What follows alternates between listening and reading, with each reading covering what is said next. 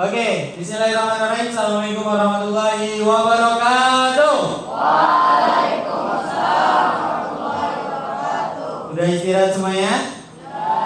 Oke, satukan hati, satukan jiwa. Bersama kita akan terkalahkan. Busungkan dada. Teriak sekencang-kencangnya. Primago, Primago. Primago, Primago. Go, Primago. Tepuk tangan dong. Oke, sebelumnya kita ucapkan selamat datang untuk Ustadz Rizal Adlan Mustafa. Tepuk tangannya dong, meriah. Oke, pada pagi hari ini kita ada seminar nih. Seminar apa? Motivasi Go Internasional. Go Internasional itu maksudnya gimana? Ada yang bisa jawab?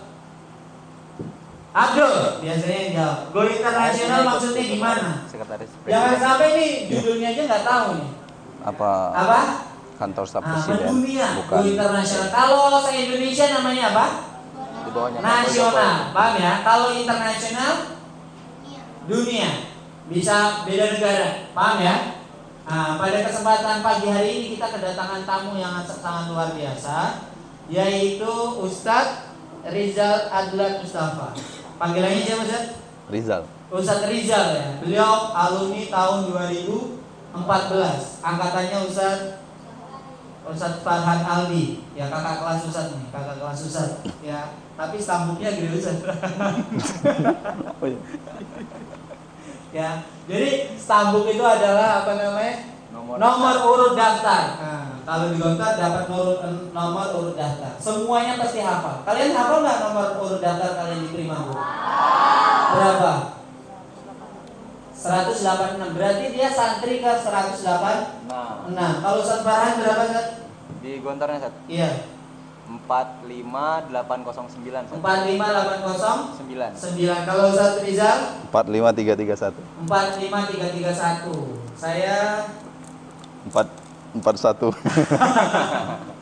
enggak, kalau saya 44790 karena dulu pernah cuti setahun. Ya, cuti waktu kelas 5 sih. Oke, pada siang hari ini Ustaz harapan Ustaz kalian dengarkan karena Ustaz Rizal ini sekarang lagi bekerja di mana Ustaz? Kalau boleh tahu Ustaz? Di Daku. Daku, Darul Quran. Kemudian saya dengar-dengar katanya magang di sebagai kantor staf kepresidenan Indonesia. Ketuanya siapa? Muldoko ya? Ya. Muldoko, Pak Muldoko. Jenderal Muldoko. Jenderal Muldoko, Jenderal TNI ya. Alhamdulillah Ustaz Rizal udah berkesempatan belajar di sana. Kemudian Ustaz Rizal ini udah keliling kemana-mana, ngisi di Gontor. Ustaz lihat ada fotonya ngisi di Gontor. Kalau santri Gontor bisa ngisi di Gontor, itu udah luar biasa karena diberi kesempatan sama Pak Yai untuk ngisi di Gontor. Makanya hari ini kalian datang ke tamu yang sangat luar biasa. Gontor aja ngundang ya. Makanya di sini kesempatan ini kalian gunakan biar kalian bisa nih keliling-keliling dunia, mau ngambil beasiswa ataupun kesempatan-kesempatan pertukaran pelajar di dunia ini, di luar negeri, di Eropa, di Arab, di Mesir. Nah, nanti bisa nanya langsung sama Ustaz siapa? Ustaz Rizal. Bang ya, maka dari itu jangan ngantuk. Kalau ngantuk kalian gak dapat apa-apa. Maka dari itu silakan diperhatikan, didengarkan, bang ya, dicatat. Nanti terakhir ditanya, ya. Tanya ke Ustaz Rizal. Dan Ustaz Rizal nanti boleh nanya anak-anak yang naum atau ngantuk nih, tanya aja Ustaz. Biar kita kasih hadiah kalau nggak bisa jawab. Siap ya Ustaz ya? Oke, kepada Ustaz Rizal kami persilakan. Tepuk tangannya dong yang meriah. Itu belum dicatat itu proyek.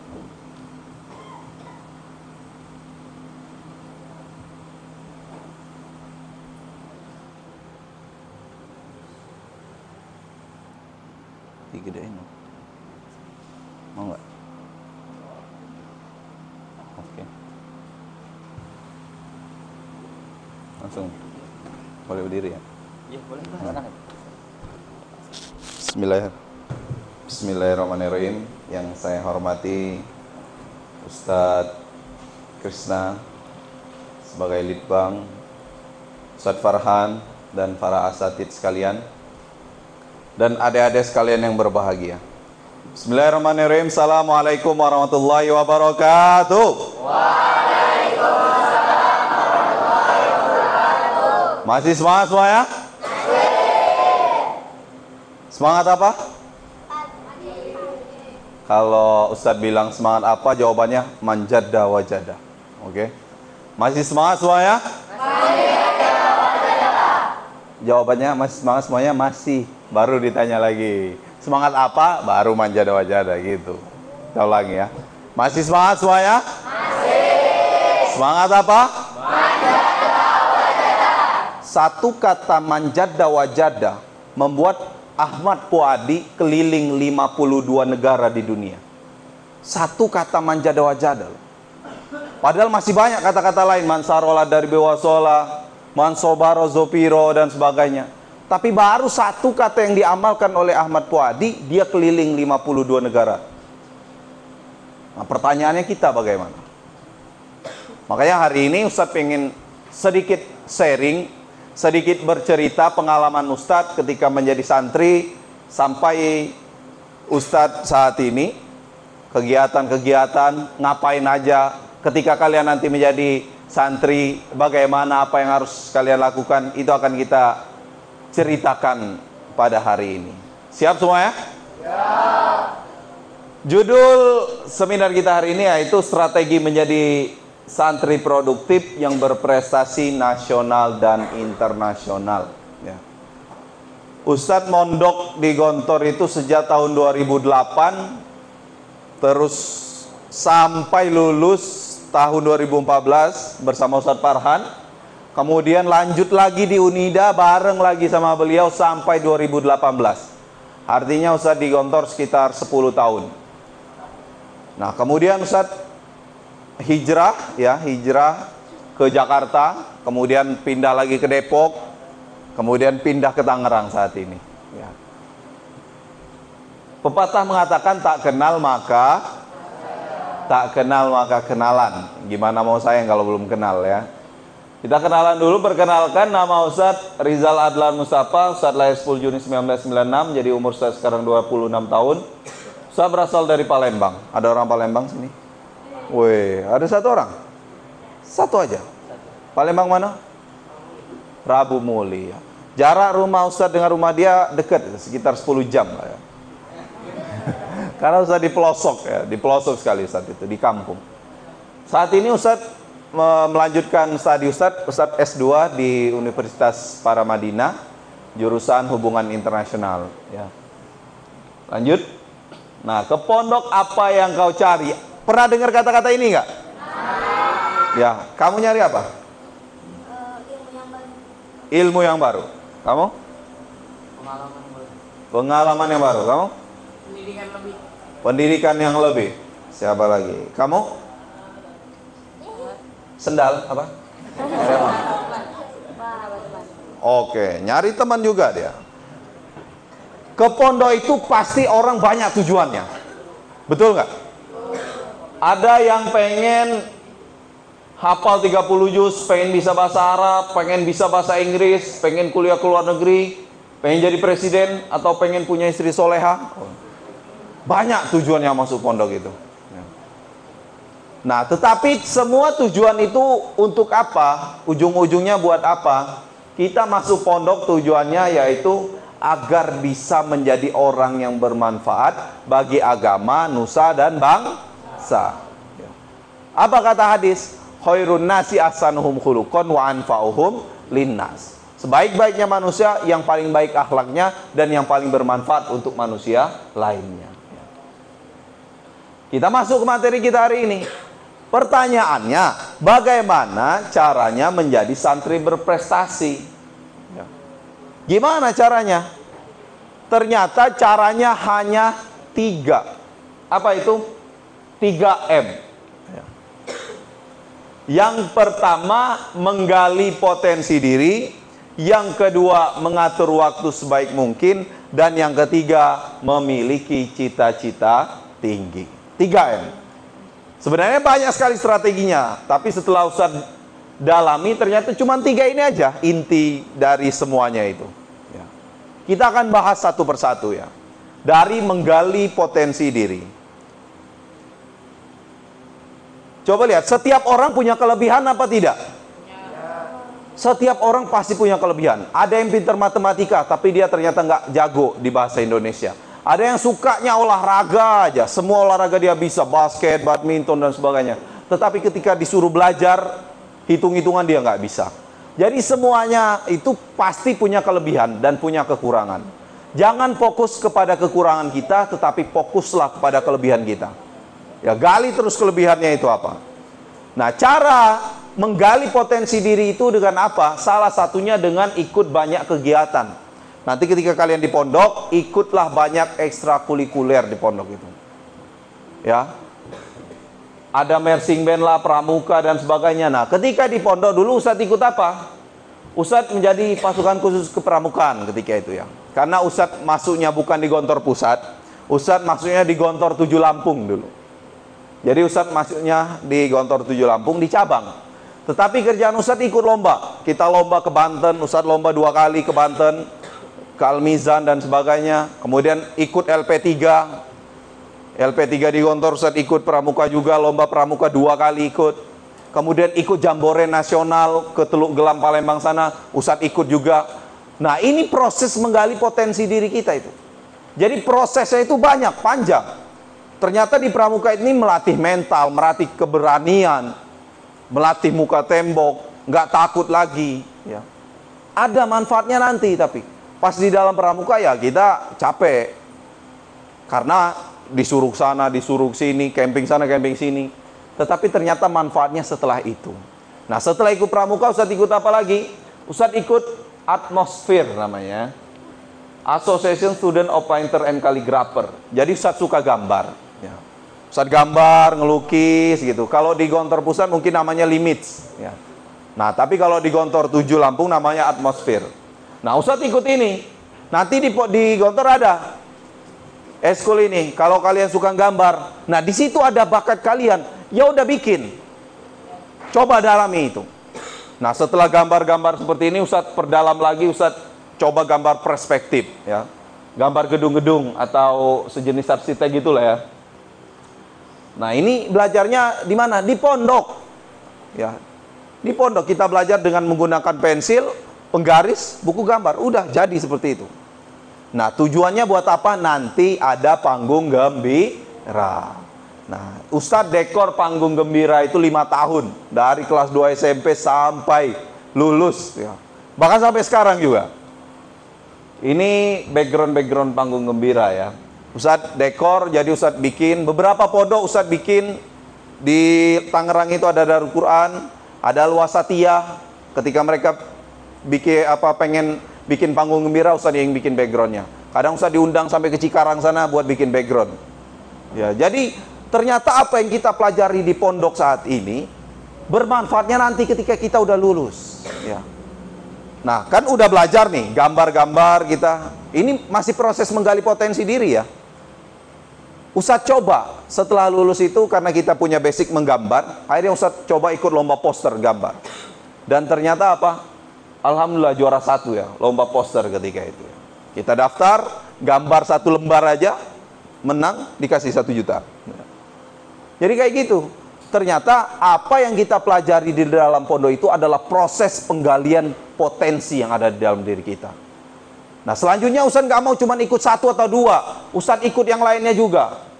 Ustadz ikut Marpel. Marpel bukan Kapten Amerika dan kawan-kawan ya, tapi ini namanya Majmu'atul Rijal fi Tarqiyatil Kalam atau JMK. Ustadz ikut JMK ketika itu. Jadi kita latihan pidato. Kalau kita kan pidato biasanya gini, alhamdulillahirabbil alamin wa bihi nasta'in wa la umuri dunya waddin, gitu kan. Nah, sama Ustadz enggak? Kita bikin pembukaan pidato sendiri. Kita bikin yang misalnya huruf ba semuanya. Alhamdulillah, alhamdulillahilladzi bizikri tatma'innul qulub wa tantuliku bil usub wa talinu bihi syu'ub wa tanfariju bihil kurub. Allahumma sholli ala sayyidina Muhammad al-mahbub wa ala ali wa sahabil mansub. Itu yang ba semua. Ada yang ro semua. Alhamdulillah, alhamdulillahil jabbaril qahar, al-azizul ghaffar, khaliqus samawati wal ar wa huwa khaliqul jannati wan nar. Ada yang da semua, ada yang nun semua. Kita bikin.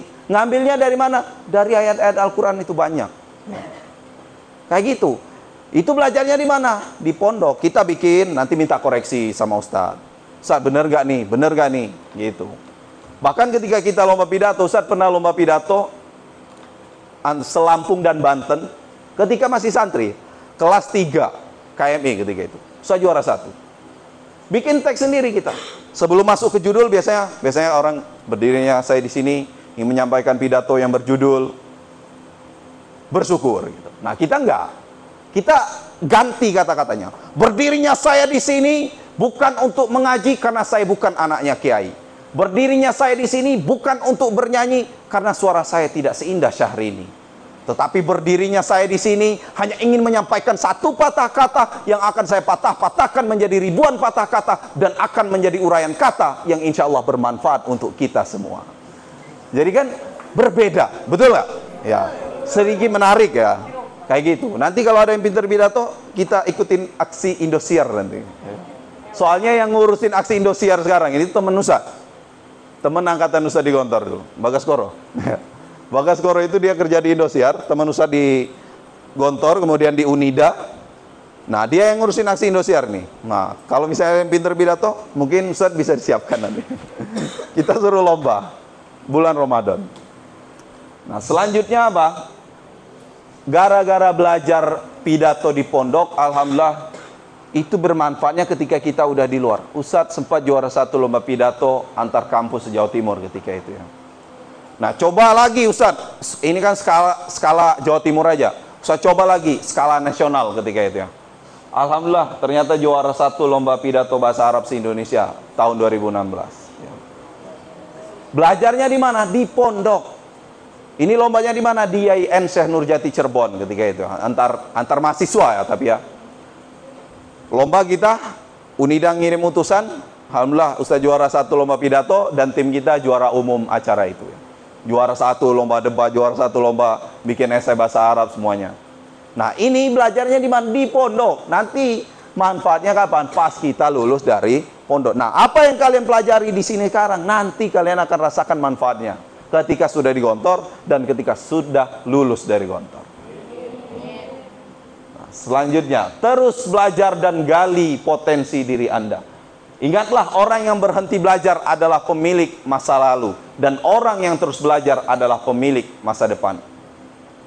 Masa-masa terindah dalam hidup itu adalah masa ketika kita menuntut ilmu, dan bersyukurlah kalian merasakan masa-masa itu di sini ya. Ingat, masa depan itu bukan 10, 20, 30 tahun yang akan datang, tetapi masa depan itu sekarang, hari ini ya. Oke, coba lihat ini. Ini gambar apa? Punya semua? Punya nggak nih? Coba lihat. Otak manusia yang ukurannya hanya setengah jeruk bali itu dapat menyimpan 800 informasi per detik selama rata-rata 75 tahun manusia itu hidup tanpa pernah merasa lelah. Kalau ada komputer ingin menyamakan kekuatan otak manusia, dibutuhkan gedung 400 tingkat dengan 100 juta watt menghidupkan komputer itu baru sama dengan otak manusia. Artinya apa? Kita ini hebat. Kita ini pintar. Percaya nggak? Kalian punya kekuatan super. Percaya nggak? Siapa namanya? Hah? Kiram. Kiram sekarang ini duduk di sini hanya menjadi sebatas Kiram. Tetapi akan tiba masanya dia menjadi super Kiram. Ini siapa namanya? Irwan. Erwan juga duduk di sini hanya sebatas Erwan. Tapi akan tiba masanya ketika dia menjadi super Erwan. Pertanyaannya, kapan kekuatan super itu muncul? ternyata kekuatan super itu muncul pas lagi terdesak. Biasanya pas ujian. Pelajaran 6 bulan gak ngerti-ngerti, besok ujian, belajar dalam 1 malam, besok bisa ngerjain. Pernah ngalamin? Pernah ngalamin gak? Ya, 6 bulan dipelajarin, ustadznya sampai bosen nerangin, gak ngerti-ngerti juga. Besok ujian, semalam belajar, ternyata bisa besok ngerjain. Artinya apa? Kita ini punya kekuatan super. Nah, tapi ternyata kekuatan super kita ini munculnya itu setahun 2 kali aja pas ujian. Nah, gimana kalau kekuatan super itu kalian keluarkan dari sekarang? Kalian pelajari semua pelajaran yang ada, nanti masuk gontor langsung naik kelas 2. Amin. Atau nanti masuk gontor, kalian pelajari, sikat habis pelajaran kelas 1, langsung naik kelas 3. Amin. Ternyata kelas 3 juga habis itu kalian habisin pelajarannya, naik langsung kelas 5. Ya. Loncat-loncat aja terus. Itu bisa, karena kalian punya kekuatan super itu. Kita ini punya kekuatan super itu. Tapi jangan setahun 2 kali keluarnya, atau setahun 4 kali. Coba itu seminggu sekali keluar, atau setiap hari keluar kekuatan super itu.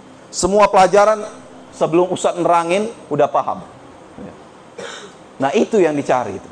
Coba munculkan kekuatan super itu ya. Di mana? Karena kemampuan otak kita ini tak terbatas, cerdas kita itu. Cuman kadang kita kurang memaksimalkan kemampuan kita. Ya. Nah, selanjutnya mengatur waktu sebaik mungkin. Ya. Untuk memahami nilai waktu 1 tahun, tanyakan kepada murid yang tidak naik kelas. Untuk memahami betapa berharganya nilai 1 bulan, tanyakan kepada ibu yang melahirkan secara prematur. Ya. Kalau kalian pengen tahu rasanya betapa berharganya waktu 1 menit, tanyakan sama orang yang ketinggalan pesawat terbang. Kalau kalian pengen tahu ini betapa berharganya nilai 1 detik, tanyakan sama orang yang hampir ketabrak truk. Truk lewat, dia mundur 1 detik. Lewat depan muka dia. Hampir aja. Coba kalau dia nggak mundur, habis. Makanya, jadi waktu itu sangat berharga.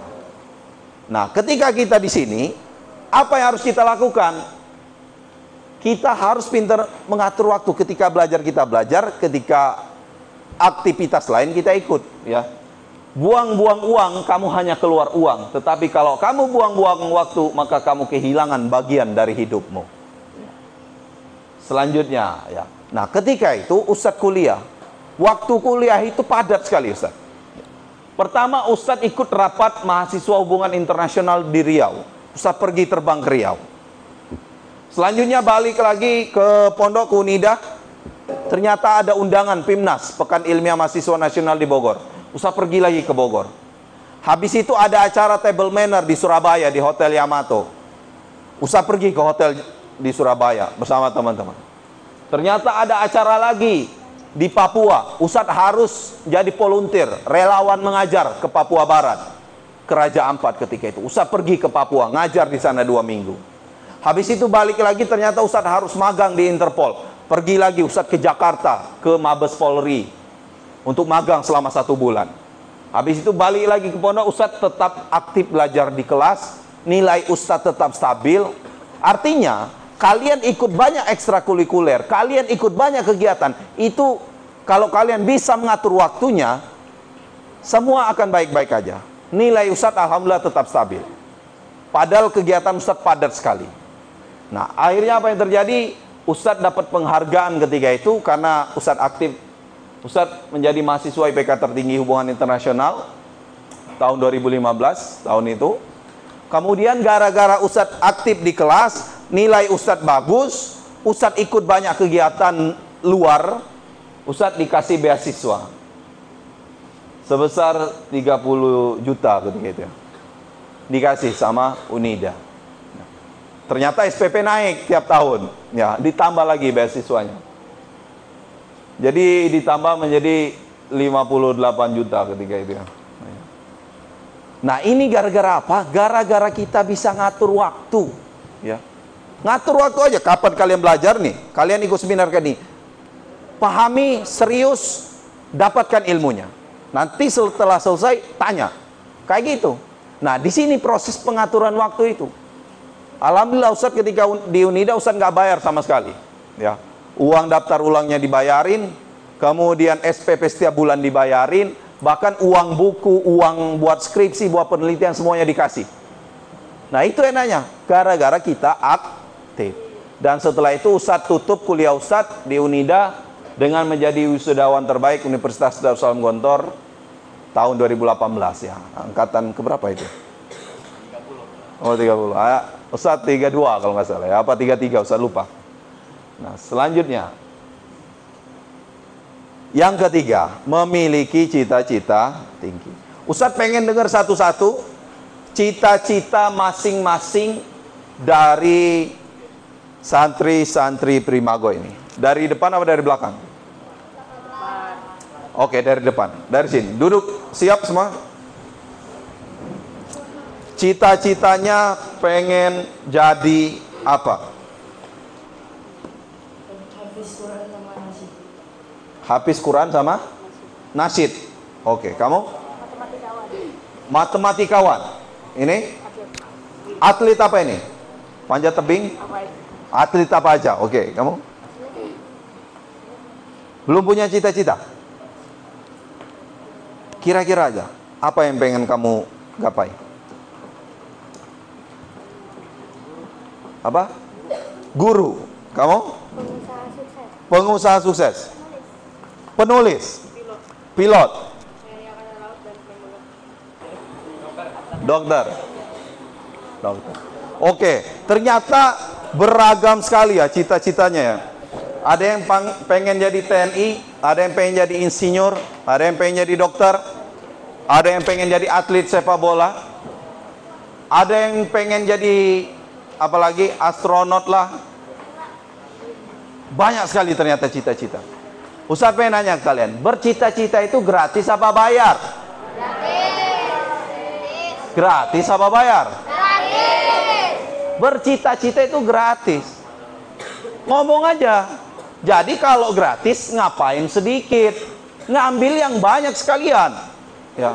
Ustaz, cita-cita saya ini pengen jadi TNI Angkatan Udara. Plus punya pesawatnya, plus punya pabriknya. Plus punya pesantren.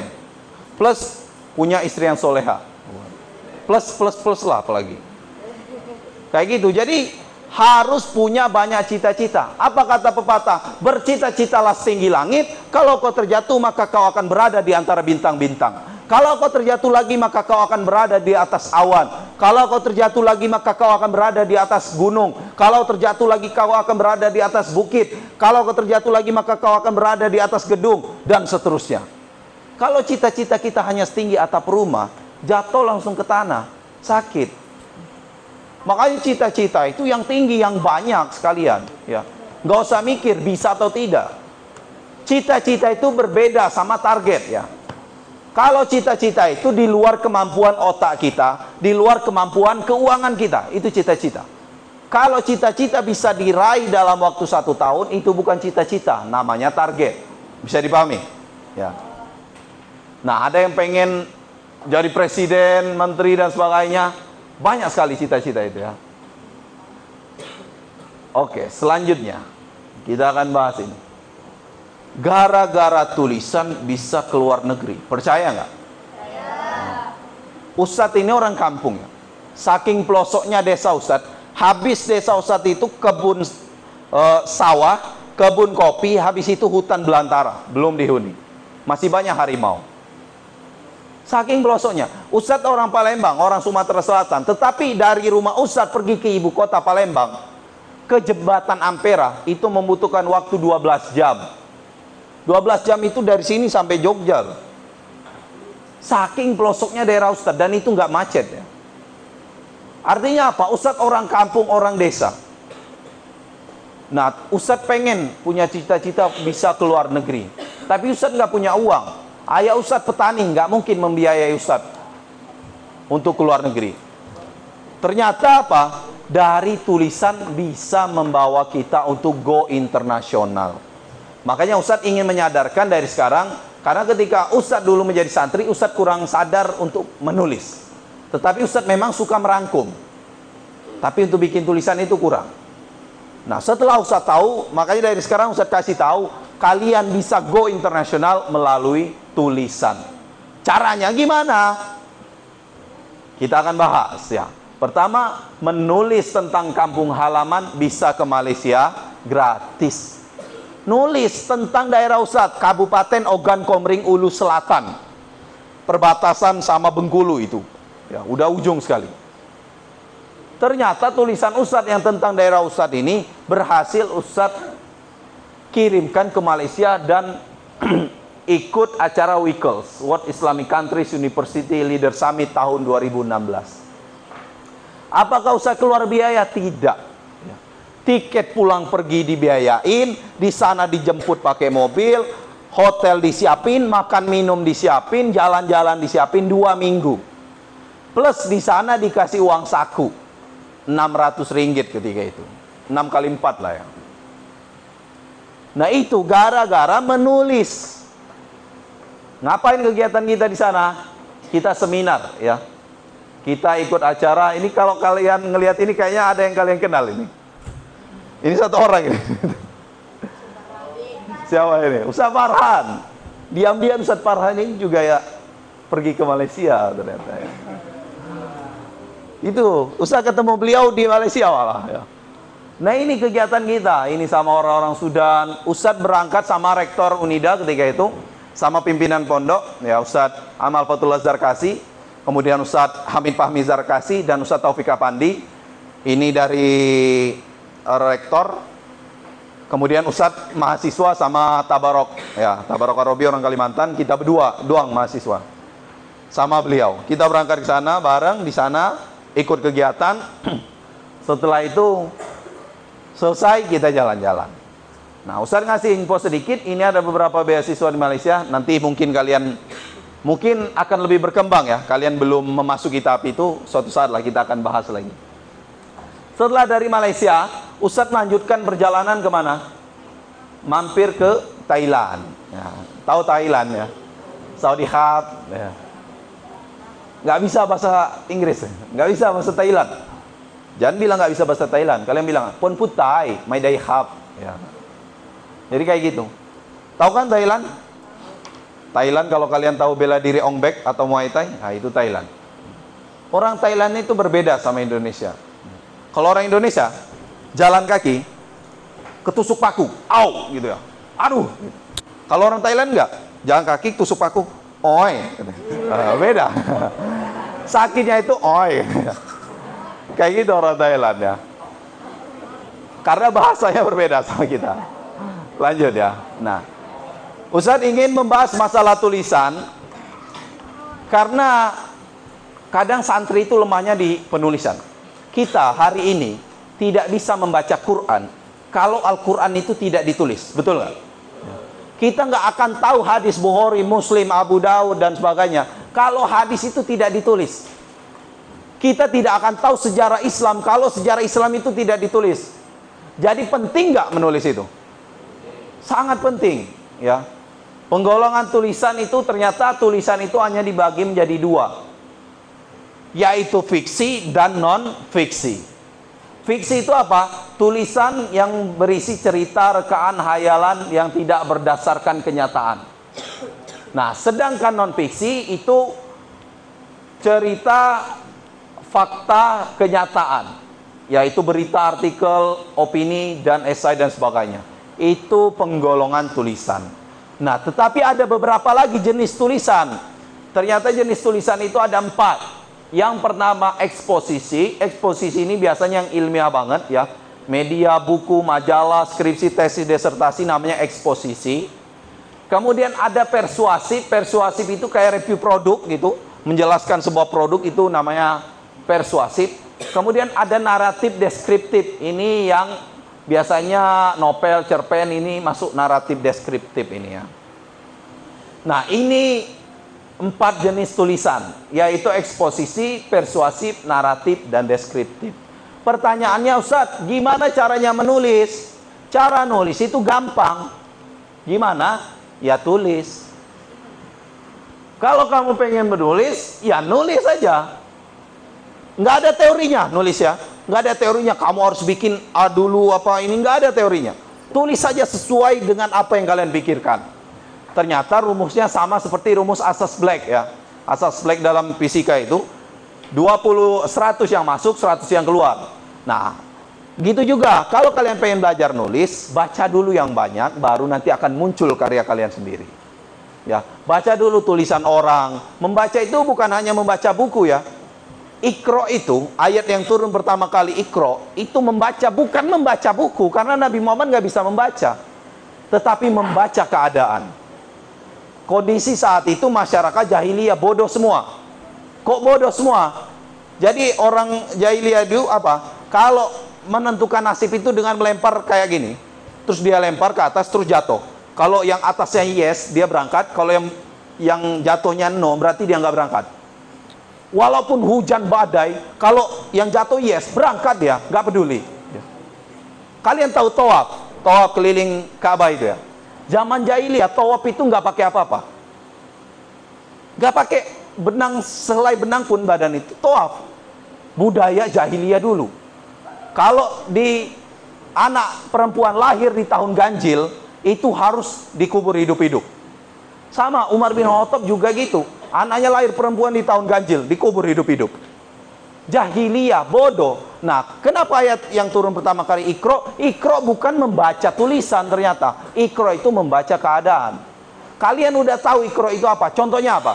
Kalau awan ini udah gelap, udah hitam, berarti mau hujan. Udah tahu semua. Nah, itu Iqra.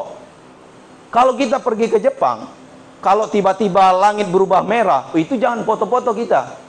Orang Indonesia, oh ini estetik ini, bagus ini, foto dia. Padahal habis itu akan ada badai sama gempa biasanya. Makanya ini membaca alam namanya. Dan ini yang sering hilang. Nah, makanya ayat pertama kali itu Iqra. Baca dulu. Baca, boleh membaca tulisan, boleh membaca keadaan, habis itu tulis. Nah, ini proses belajar membuat tulisan. Selanjutnya. Nah, coba lihat ini. Pernah ngelihat buku ini nggak? Pernah baca? Pernah punya? Ada yang belum pernah lihat? Tuh lihatin kalau belum. Kisah 25 Nabi dan Rasul. Percaya nggak kalian? Kalau buku ini bisa membawa kalian keliling dunia? Percaya nggak? Gimana caranya? Ya tulis. Betul sekali, ya tulis saja. Ustadz menulis kisah 25 Nabi dan Rasul, bukan semuanya. Yang Ustadz tulis hanya satu kisah, yaitu kisah perjalanan dakwah Nabi Muhammad secara sembunyi-sembunyi dan secara terang-terangan. Apa itu tulisannya? Jadi satu tulisan lolos 3 negara. Berawal dari tugas kuliah diplomasi Islam, lolos ke acara World Student Summit di Jepang, International Conference di Korea Selatan, dan Youth Education di Istanbul, Turki. Jadi satu tulisan kisah 25 Nabi dan Rasul itu Ustaz ambil kisah Nabi Muhammad dakwah. Apa judulnya? Ini Rasulullah Diplomacy Strategy when Dakwah Islamic Religion in Mecca, Case Study How to Make a Good Cooperation. Itu bahasa Inggrisnya aja yang keren. Bahasa Indonesianya apa? Strategi dakwah Rasul. Udah itu aja. Ya. Tapi karena dibuat bahasa Inggris Ustaz panjang-panjangin. Ya, simple sebenarnya. Dan yang Ustaz jelaskan itu tentang perjalanan dakwah Nabi Muhammad sembunyi-sembunyi dan terang-terangan. Ternyata lolos 3 negara sekaligus, tapi nggak bisa ikut semua. Kira-kira pilih yang mana? Ya, Ustaz memilih ke Turki, betul ya. Youth Education and Entrepreneurship Summit di Istanbul, Turki. Tahun 2017 ketika itu ya. Ustaz masih kuliah semester 7 di Unida. Kenapa Ustaz milih Turki? Karena Turki ini sangat indah sekali dan Islamnya sangat kuat sekali. Ya. Nah ini acara kita, Ustaz pergi ke Masjid Muhammad Al-Fatih, Masjid Sultan Ahmed. Tahu ya Muhammad Al-Fatih ya? Kita cuma tahu Muhammad Al-Fatihnya. Tetapi sejarahnya itu panjang, itu dari zaman Nabi Nuh. Tahu Nabi Nuh? Nabi Nuh punya 5 orang anak ya. 1 meninggal pas kecil, 1 Kan'an yang tenggelam, 3 orang anak yang selamat. Ada Sam, Ham, dan Yafet. Sam melahirkan orang Arab, Ham melahirkan orang Afrika, Yafet ini melahirkan orang Cina, Mongol, Turki, dan orang Romawi kuno. Nah, dari Yafet ini muncul keturunan yang bernamanya Ogus Kagan. Ogus Kagan ini punya anak keturunan nanti yang bernama Kai. Dari Kai ini muncul sebuah suku yang bernama suku Kai yang suka tinggal di atas bukit, di atas gunung. Suatu ketika udah ratusan tahun berjalan, suku Kai dipimpin oleh seorang kepala suku yang bernama siapa? Sulaiman Shah. Sulaiman Shah ini punya istri yang bernama Haimana. Haimana ini punya 4 orang anak yang bernama Sungur Tekin, Gundus, Erturul, dan Dundar. Sungur Tekin nikah punya anak cewek, kemudian Gundus ini nikah sama Salcan punya anak namanya Sulaiman, kemudian Erturul ini punya 3 orang anak, ya. Dikasih nama apa? Gundus, Sabci, dan Utsman. Nah, Utsman inilah nanti yang mendirikan kerajaan Turki Utsmani. Ya. Utsman nanti nikah sama Bala, punya anak namanya Alauddin, kemudian dia nikah lagi 1 orang lagi, istrinya bernama Malhun, punya anak namanya Orhan. Nanti setelah Utsman meninggal, yang melanjutkan perjuangannya siapa? Orhan. Ya. Nah, dari Orhan nanti muncul siapa lagi? Ada Selim, ada Bayazid, baru nanti Muhammad Al-Fatih. Muhammad Al-Fatih itu turunan kelima kalau nggak ke-6. Jauh nggak kira-kira sejarahnya? Jauh sekali. Makanya Ustadz suka Turki itu gara-gara itu. Sampai apa? Sampai Ustadz ke Turki sampai 3 kali gara-gara Ustadz suka Turki. Nah, ngapain kita di sana? Kita acara, seminar, ya, konferensi.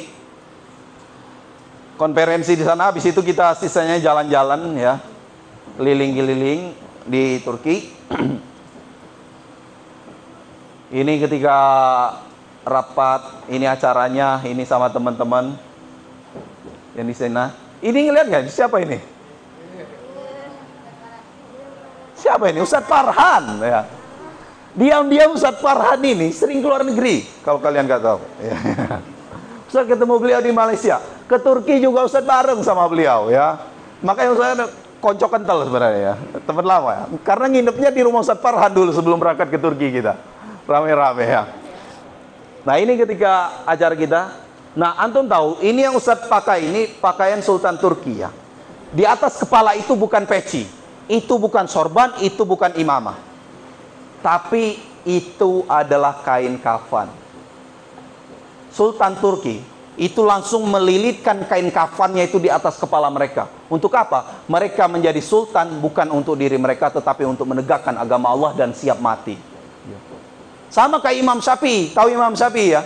Imam Syafi'i itu apa kata ibunya? Syafi'i, silakan kamu hijrah ke Baghdad, nak, cari ilmu di sana. Ini bukumu, ini uang sakumu, ini bajumu, dan ini kain kafanmu, kita bertemu di akhirat. Itu kata Imam Syafi'i, kata ibunya Imam Syafi'i. Akhirnya Imam Syafi'i jadi ulama besar. Antum tahu hebatnya Imam Syafi'i itu apa? Kalau baca buku, baca yang kanan, yang kiri harus ditutup. Kalau nggak ditutup, beliau baca yang kanan, yang kiri juga hafal. Ada kitab Muwatta namanya. Kitab Muwatta itu tebalnya sejengkal. 5 kali lipat Quran atau berapa kali lipat Quran itu. Hafal sama halaman-halamannya, letaknya kanan kiri, atas bawah, seminggu. Seminggu. Gak lama-lama. Itu Imam Syafi'i. Imam Syafi'i kalau lewat pasar, itu harus ditutup kedua telinganya. Kalau nggak ditutup, hafal obrolan orang sepasar. Bisa antum bayangkan betapa cerdasnya itu Imam Syafi'i. Makanya yang ketika kita menuntut ilmu, maka kita betul-betul niatkan lillahi ta'ala. Kalau ini memang jalannya, saya akan jalani lillahi ta'ala, ya. Kayak gitu, menuntut ilmu, baru nanti hasilnya akan luar biasa. Seperti Imam Syafi'i, kita berharapnya seperti itu, ya. Nah, ini ada link beasiswa Turki. Mungkin kalau kalian pengen melanjutkan studi di Turki, pengen SMA di Turki, S1, S2, S3 di Turki, ini link beasiswanya. TBBS turkiebusleri.gov.tr. Saya kasih waktu 1 menit untuk mencatat, ya. Silakan dari sekarang.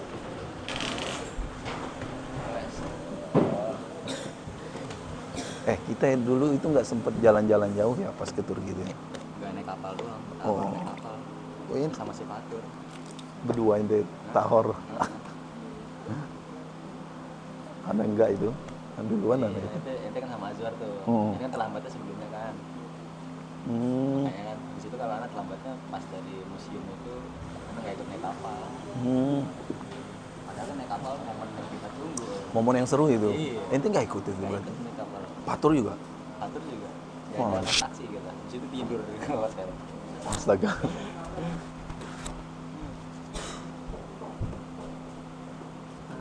Mentok setengah 12 setelah ini. Oke, berapa menit lagi? Ya lewat 15 menit apa tanya setelah itu tanya. Oke, cek. Kita percepat ya. Nah, setelah dari Turki, Ustaz melanjutkan perjalanan kemana? Mampir ke Abu Dhabi, Uni Emirat Arab ya. Habis itu balik ke Indonesia. Nah, bentar, biarin.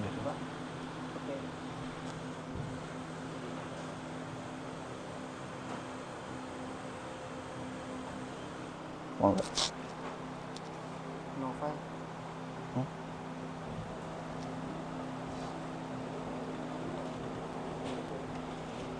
Ini udah ngehang laptopnya. Udah nggak hang. Sebentar ya. Nah, ini ada beberapa tipe acara internasional. Ketika Ustadz santri dulu, Ustadz cuman taunya ke luar negeri itu dapat beasiswa kalau nggak pertukaran pelajar. Nah, ternyata ke acara internasional, kalian kalau pengen ke luar negeri itu ada acara banyak, ada award, summit, scholarship, conference, seminar, exchange dan sebagainya. Ini bisa kalian ikuti. Ya. Nah, caranya gimana? Ustadz kan ke luar negeri gara-gara tulisan. Caranya gimana? Pertama bikin tulisan dulu, entah esai, makalah, jurnal, abstrak atau project. Dulu Ustadz ke Turki yang sama Ustadz Farhan itu cuma bikin abstrak, ya. Abstrak itu cuma 1 lembar. 1 lembar 300 kata itu nggak nyampe loh, selembar. Ke Turki kita. Selembar doang berangkat ke Turki. Ya. Simple kan? Nah, ternyata setelah itu kita mencari acara yang cocok, boleh di IG, di website, di internet, atau dari teman, daftar, habis itu kita ikut acara itu. Ya. Caranya gampang sekali. Nah, setelah dari Turki, Ustadz jadi relawan, volunteer, Ustadz ngajar ke Papua, ke Raja Ampat ketika itu. Ini ketika kita ngajar, ini sama anak-anak Papua, ini Raja Ampat, kelihatan nggak? Ya. Untuk lebih jelas lagi ini nih. Ini Raja Ampat, kalau kata orang sana potongan surga yang jatuh ke bumi ya. Nah, pulang dari Papua, Ustadz membeli kenang-kenangan ya. Itu kenang-kenangannya. Ini, bukan yang ini, batik ya. Ustadz beli batik Papua. Nah, setelah itu Ustadz pakai batik Papua, sama seperti ini. Ustadz membeli batik. Ini batik Bali. Ustadz beli batik Papua, habis itu Ustadz ngaca. Ini kalau batik hanya sebatas batik, ini hanya sebatas pakaian aja. Akhirnya apa yang Ustadz lakukan? Ustadz tulis tentang batik Papua bukan dengan bahasa Arab, bukan dengan bahasa Inggris, bahasa Indonesia. 3 atau 5 lembar itu Ustadz tulis tentang batik Papua. Ustadz kirimkan ke acara festival batik internasional dan ternyata lolos. Akhirnya apa? Ustadz pergi ke Jepang gara-gara batik Papua. Ya. Gara-gara nulis tentang batik ke Jepang, mampir. Ya. Ikut acara festival batik di Kyoto ketika itu ya. Ini saat tiba di bandara Osaka, Jepang, ketika itu musim dingin, sama kayak tanggal-tanggal ini, bulan Januari awal, tanggal 9 kalau nggak salah Ustadz dulu berangkat itu ya. Jadi di Papua, gara-gara batik Papua, Ustadz pergi ke Kyoto, Jepang. Ini kegiatan kita ketika itu, ini ketika Ustadz presentasi dengan teman-teman. Di Jepang itu nggak enaknya 3 hal. Yang pertama itu makan. Kita susah nyari yang halal. Karena campur daging-daging itulah ya. Habis itu yang kedua apa? Kita susah sholat, nyari masjid susah. Akhirnya kita sholat di pinggir warung orang, di samping toko, di tempat parkir, pinggir jalan. Yang ketiga susahnya apa? BAB. Karena di sana pakai tisu, nggak pakai air. Ya. Makanya orang Indonesia bawa botol gede-gede biasanya kalau kamar mandi ya. Nah, ini kegiatan kita. Setelah itu kita keliling-keliling di sana. Ini sama orang Jepang, ini keliling-keliling di sana. Nah, di Jepang juga itu menyiapkan banyak sekali destinasi wisata. Ya, ini ketika bunga sakura mekar, ini bulan April, bulan Mei. Dan ini Ustadz kasih tahu gambaran sedikit ya. Kalau kalian pengen ke Jepang, ada banyak beasiswa di Jepang. Ada, kalau kalian nggak suka bahasa Inggris nggak apa-apa. Di Jepang menyediakan beasiswa tanpa harus bisa bahasa Inggris juga ada. Ya, Ada beasiswa Mitsui Bussan, beasiswa Panasonic, beasiswa Ajinomoto. Tahu Ajinomoto? Jangan cuman nyobain micinnya, cobain juga beasiswanya. Ya. Gede itu, beasiswa Ajinomoto itu besar sekali. Dia ngasih uang saku kalian per bulan 18 juta. Ajinomoto itu ya, besar. Nanti setelah kalian lulus lah ya dari Gontor bisa kalian coba. Nah ini link internasional, nanti akan Ustadz share. Nah Ustadz setelah dari Jepang, Ustadz nulis skripsi Ustadz tentang Laut Cina Selatan ketika itu. Selesai dalam 3 bulan kurang lebih. Habis itu Ustadz sidang skripsi. Selesai sidang skripsi, ngapain? Ustadz sama seperti yang Ustadz lakukan sebelumnya. Tulisan skripsi Ustadz yang sekitar 119 lembar itu Ustadz ringkas menjadi tulisan sedikit 10 sampai 15 halaman. Terus Ustadz kirimkan ke acara internasional lain ya. Dan alhamdulillah lolos lagi. Akhirnya apa? Ustadz pergi ke Madrid, Spanyol ya. Nah dari sana ikut acara, Ustadz melanjutkan perjalanan, mampir ke Musée du Louvre, Paris, Prancis ya. Tahu Mona Lisa nggak? Nah itu di bawah kaki Ustadz itu ada museum di dalam tanah, besar sekali museumnya ini, di bawah piramida kaca itu. Itu ada lukisannya Mona Lisa, karya Leonardo da Vinci dan kawan-kawan. Udah nyampe Prancis, Ustadz penasaran gimana bentuk menara Eiffel. Akhirnya Ustadz datengin menara Eiffel itu. Itu dia. Ternyata besi tua, sama kayak tiang tower. Ketika Ustadz berdiri di depan menara Eiffel, Ustadz berpikir, dulu berdiri di depan Masjid Gontor 1, sekarang berdiri di depan menara Eiffel, Paris, Prancis. Artinya apa? Kita harus sering-sering berdiri di depan masjid ya. Bukan terlambat tapi ya. Nah setelah itu Ustadz keliling di Prancis ya. Ini Musée du Arc de Triomphe namanya, atau Gumul kayak di Kediri gitu. Setelah itu saya melanjutkan perjalanan, mampir ke Belgia. Karena jarak Prancis sama Belgia itu cuma 4 jam. Jadi naik bus saja, kita naik flexibus itu sampai di Belgia. Ini kalian akan menemukan gambar ini di Munjit ya. Ini di alun-alun Belgia itu ada itu. Habis itu Ustadz melanjutkan perjalanan ke Amsterdam, Belanda ya. Mampir ke rumah alumni Gontor di Belanda. Jadi jaringan orang Gontor itu luar biasa. Ustadz nge-WA Ustadz Amal ketika itu ya. Ustadz kan saling save nomor WA-nya dengan kiai kita, Ustadz Amal. Ustadz minta sama Ustadz Amal, Ustadz ada nggak alumni Gontor yang di Belanda? Dikasih sama Ustadz Amal 2 orang, Ustadz Hamdi yang udah senior sama Ustadz Zainal. Ustadz mampirlah ke rumah Ustadz Zainal ketika itu ya. Ini beliau, Ustadz Zainal, dan ini istrinya, ini anaknya, Ilham dan Bintang. Oh, ada namanya sini. Nah ini ketika kita keliling-keliling, ini Ilham dan Bintang ya. Beliau orang Indramayu ya, orang Indramayu Jawa Barat, istrinya juga orang Indramayu. Beliau udah sekitar 22 tahun kayaknya di Belanda itu. Ustadz tanya ke beliau, Ustadz, antum udah bertahun-tahun di Belanda, kenapa nggak nikah sama orang Belanda? Padahal orang Belanda ini cantik-cantik, putih-putih, tinggi-tinggi, mulus-mulus, bening-bening. Apa jawaban beliau? Beliau dari duduk berdiri, terus langsung merangkul Ustadz, terus beliau bilang, Jal, cintailah produk dalam negeri gitu. Produk dalam negeri lebih mantap. Nah ternyata apa? Ustadz di sana nemu warung Tegal di Amsterdam, Belanda. Warteg, tapi harganya beda ya. Nasi telur di sini 10.000, di sana 200.000. Nasi ayam di sini 15.000, di sana 300.000 ya, beda harga. Nah, kenapa Ustadz ceritakan pengalaman itu semua? Agar kalian tahu, kalau keluar negeri itu tuh gampang. Itu yang pertama.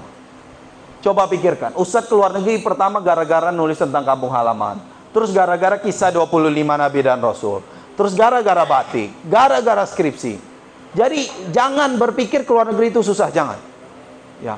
Jadi bercita-citanya dari sekarang, doanya dari sekarang. Ya Allah, saya pengen kuliah di Jerman. Ya Allah, saya pengen kuliah di Mesir. Dari sekarang. Ya. Itu yang harus kita pahami.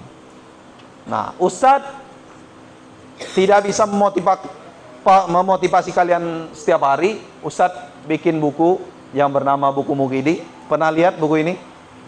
Belum ya? Ini sama Ahmad Fuadi ketika Ustadz launching pertama kali di Unida ya. Bukunya masih warna kuning. Ini alhamdulillah udah bestseller, udah dicetak 6 kali dari Darussalam Press dicetak, kemudian Ustadz cetak di beberapa percetakan lain. Ini bersama pimpinan Pondok Modern Darussalam Gontor, Profesor Dr. K.H. Fathul Azhar Kasih. Ini sama asatid-asatid yang lainnya ya. Banyak. Buku Mukidi ini Ustadz pertama kali cetak kapan? Setelah Ustadz pulang dari Turki.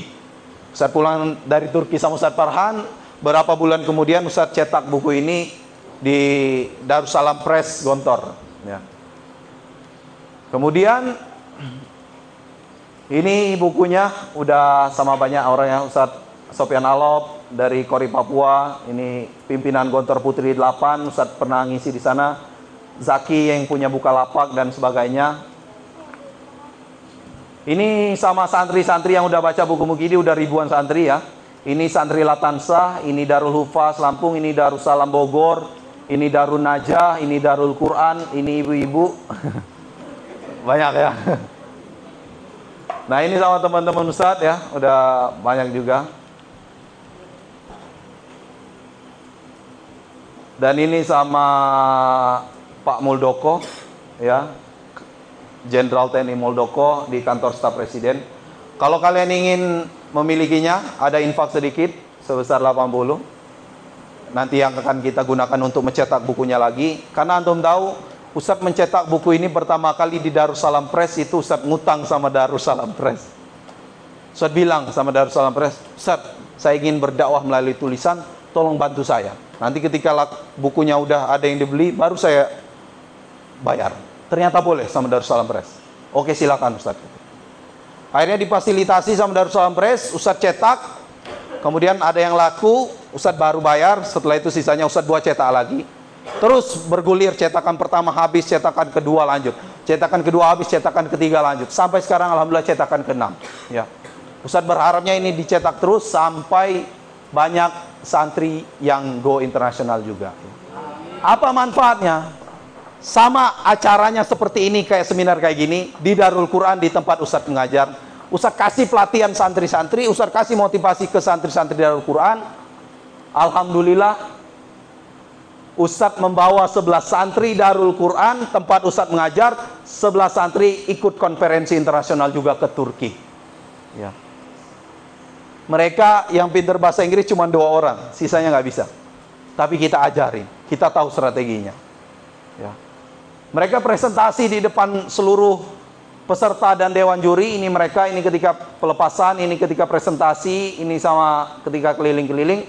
Alhamdulillah ketika di Turki kita berhasil menjadi kelompok terbaik Istanbul Youth Summit. Ini mereka ya. Anak-anak SMA kelas 1, kelas 2 SMA.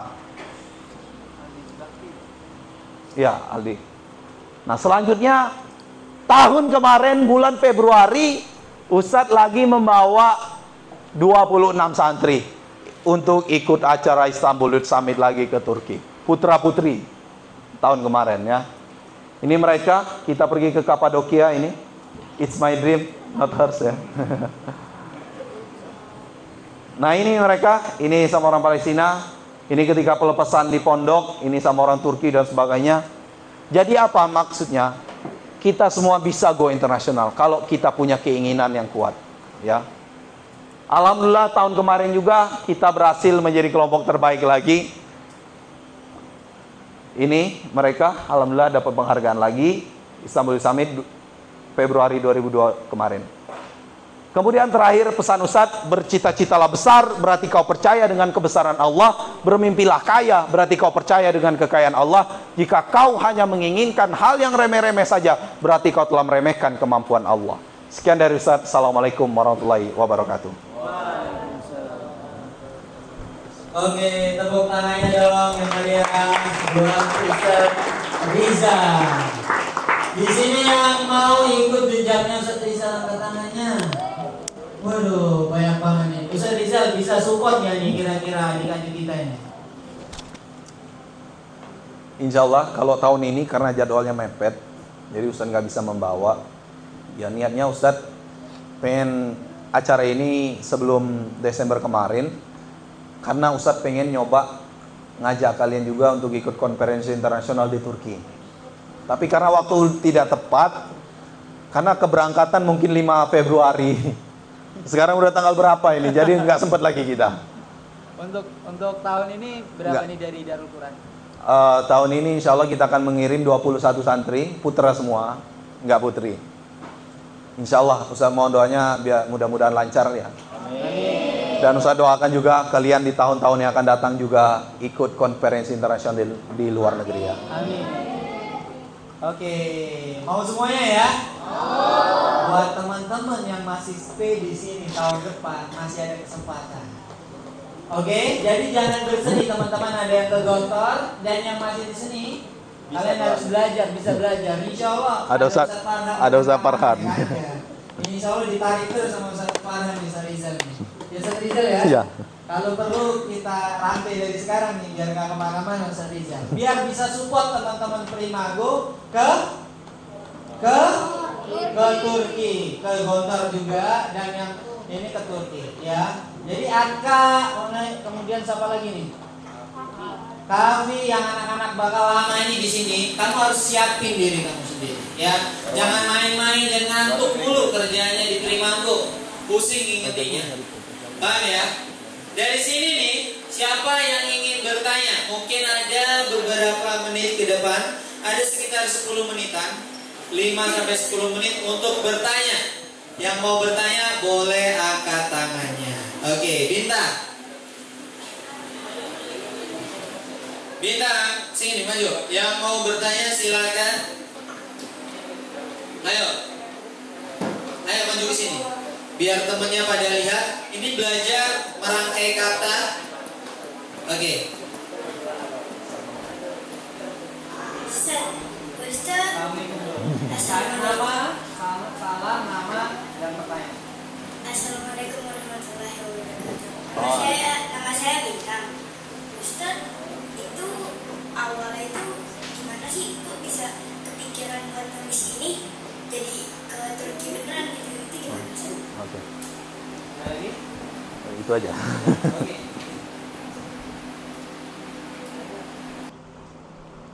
Oke, langsung Ustaz jawab ya, Bintang. Terima kasih atas pertanyaannya.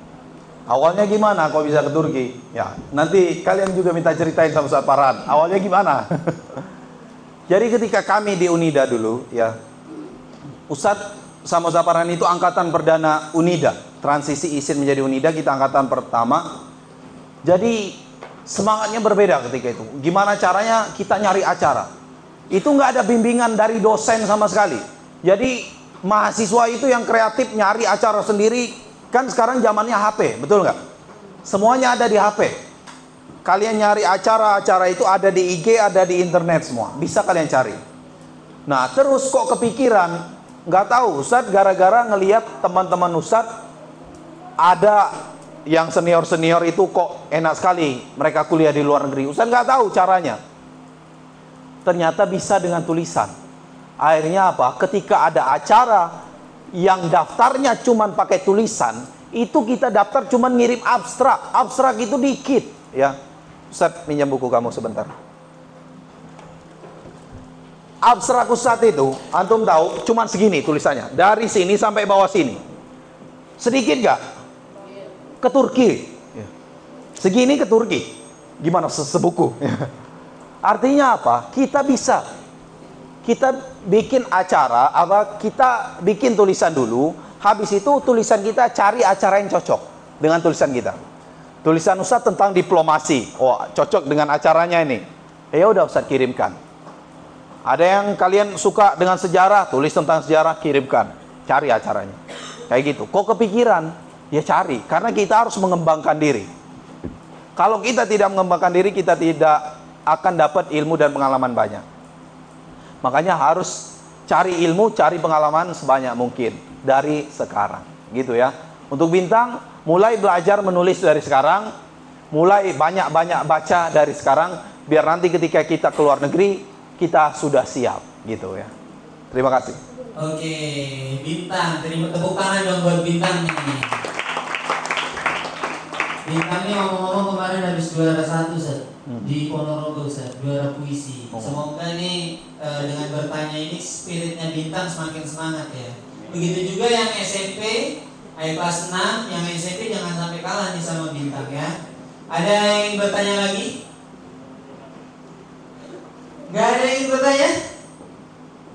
Ayo, jangan malu, jangan malu. Silakan. Erwan, anak lama SMP. Ayo. Bintang suruh maju. Oke, Bintang suruh maju, disuruh maju. Oke, silakan Bintang maju lagi. Elang Bintang. Udah elang Bintang lagi. Aduh, ada sesuatu nih keluar dari tasnya. Wih, karena bertanya, alhamdulillah dikasih ke hadiah sama Ustaz Rizal Adlam. Bentar Ustaz, mau didokumentasikan. Dari tengah aja Ustaz. Mister T, dari tengahnya.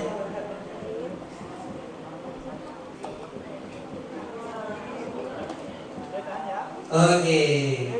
Habis ini pasti ingin pada bertanya nih Ustaz nih. Siap-siap Ustaz. Tapi kayaknya rezeki nggak datang 2 kali. Oke. Oke. Oke, tepuk tangannya dong sekali lagi. Baca nanti ya. Buat Bintang. Ini Bintang ini saya yakin nanti dia bakal bikin slide. Nih motivasi saya pertama kali nih disebutin nanti Ustaz Rizal ini. Ya. Motivasi saya keluar negeri pertama kali. Ada yang ingin bertanya?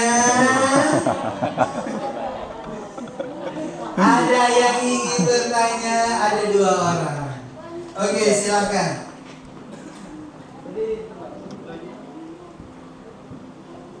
Najib biasanya bertanya ini. Assalamualaikum Ustaz. Nama saya Muhammad Fadil Maulana Yusuf.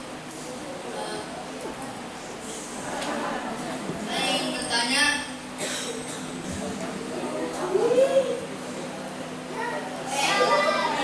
itu buku PD-nya artinya apa?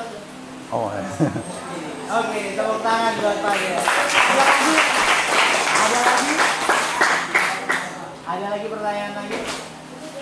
Selain arti dari buku ini. Oke, udah ya. Dari Fadil. Fadel ya. Oke. Dari Kalimantan. Kalimantan mana Fadel? Oh, Kalsel. Oke. Kenapa Ustaz kasih judul Mukidi ya? Biasanya orang mikir Mukidi itu lucu-lucuan aja. Tapi itu Mukidi yang serius ya. Mukidi itu ternyata singkatan. Mu-ki-di. Saya dikis mau apa? Bukan ya. Mu itu miraculous artinya. Mu itu bahasa Inggris artinya miraculous. Itu di halaman pertama buku Mukidi, kalau dibuka itu langsung muncul artinya di bawah. Mukidi, mu miraculous artinya keajaiban. Ki itu artinya kindredness, kebaikan. Di itu artinya didekrik, mendidik. Ya, jadi buku itu buku yang berisi kisah-kisah keajaiban, artinya bisa menggugah orang-orang. Kemudian ki itu kindredness, berisi kebaikan yang bisa mengarahkan orang menjadi lebih baik. D itu didekrik, dan buku itu juga bisa mendidik orang yang membaca buku tersebut. Ya. Jadi kalau kalian pengen, silakan baca bukunya. Punya nanti boleh mesen, mungkin di Hedel sama Ustaz Farhan atau sama Ustaz lain. Bebas nanti ya. Itu aja. Oke, udah tahu ya artinya apa tadi? Miracle, kemudian kindredness, dan yang terakhir didekrik. Didekrik, mendidik. Ya. Selanjutnya pertanyaan dari siapa tadi? 2 orang ini. Mulai rame. Jadi rame. Kok jadi rame? Ustaz, ada buku lagi nggak Ustaz? Mesan nanti. Tuh. Yang pertama dapat hadiah. Assalamualaikum Ustaz, nama saya Fakhri. Inspirasi dari mana Ustaz pengen ke luar negeri? Dari tulisannya, inspirasi ke luar negeri tapi pakai tulisan. Oke. Oke, terima kasih Fadi. Yang lainnya apa, ributin apa? Oke. Dari Pak Arya, inspirasi dari mana kok pengen keluar negeri ya? Ustadz juga nggak tahu dari mana dulu itu ya. Jadi Ustadz berawal dari pengen aja, pengen membahagiakan orang tua.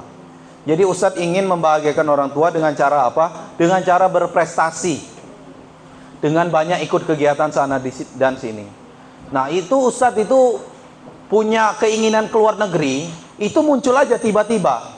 Tapi Ustadz nggak tahu caranya, Ustadz nggak punya paspor, Ustadz nggak punya uang. Tapi apa yang Ustadz lakukan? Di setiap akhir sujud Ustadz, semenjak semester berapa itu? Semester 3 mungkin. Setiap akhir sujud, sholat apapun itu, Ustadz doa, ya Allah, bawalah dan antarkanlah saya ke luar negeri, ya Allah. Udah bahasa Indonesia, Ustadz sujud itu, ya Allah, bawa dan antarkanlah saya ke luar negeri. Ya Allah, bawa dan antarkanlah saya ke luar negeri. Setahun Ustadz doa kayak gitu, setiap sujud. Nggak ada hasil. Setahun setengah nggak ada hasil juga. Setelah mau menginjak 2 tahun Ustadz pergi ke Malaysia. Setelah beberapa bulan kemudian Ustadz pergi ke Turki. Setelah dari Turki 3 bulan kemudian Ustadz pergi ke Jepang. Kemudian dari Jepang 3 bulan kemudian Ustadz pergi ke Eropa, keliling ke negara-negara yang Ustadz kasih lihat tadi. Artinya apa? Doa kalian hari ini itu akan terjadinya nanti dikabulin sama Allah. Karena kalau kalian terima hari ini, jangan-jangan kalian belum siap. Tiba-tiba siapa namanya? Najib keluar negeri ke Turki hari ini. Ustadz takut hilang dia. Benar. Atau entah nanti illegal logging, dijual organ-organ tubuh dalamnya itu sama orang-orang sana. Jadi terkadang Allah ngasih kita sesuatu ketika kita sudah siap. Nah Ustadz doa itu dari semester 3 itu Ustadz doa, ya Allah pengen keluar negeri. Ternyata dikabulinya setelah 2 tahun kemudian. Nah jadi kalian kalau doa sekarang 2 tahun kemudian gimana? Wah ngeri. Apalagi kalau 5 tahun doanya, itu Allah udah malu kalau nggak ngabulin ya. Masa nih hamba saya doa tiap hari nggak saya kabulin? Ya. Allah malu itu. Apa kata Allah? Ud'uni astajib lakum. Kita yang disuruh minta doa itu. Ya doalah, hambaku minta apa? Kamu minta apa? Astajib lakum. Saya akan kasih ke kamu. Ya kalau nggak sekarang, minggu depan. Kalau nggak minggu depan, tahun depan. Ya sabar. Doa terus istiqomah, seperti kita mengayuh sepeda, lama-lama akan sampai ke tujuan. Ya, kayak gitu ya. Jadi inspirasinya mungkin Ustadz menginspirasi kalian dari sekarang. Mulai dari sekarang kalian berdoa, mulai dari sekarang kalian belajar menulis, nanti akan tiba masanya juga kalian akan keliling dunia juga. Amin. Oke, alhamdulillah. Ini udah ada beberapa pertanyaan dari santri. Alhamdulillah sekarang udah jam 11.30. Ustadz Rizal Fadlan mau ke Putri untuk memberi seminar juga di Putri. Makanya kita harus gantian. Maka dari itu Ustadz Rizal juga harus siap-siap ke Putri. Buat yang putra, semoga sebelum Ustadz tutup nih, siapa yang mau keluar negeri? Beneran nih. Habis nanti jam 1 siang, habis makan siang, habis tidur gimana? Besok pagi tidur gimana nih? Ya, ini angkat tangan semuanya nih. Mau aja tidak cukup ya, harus usaha.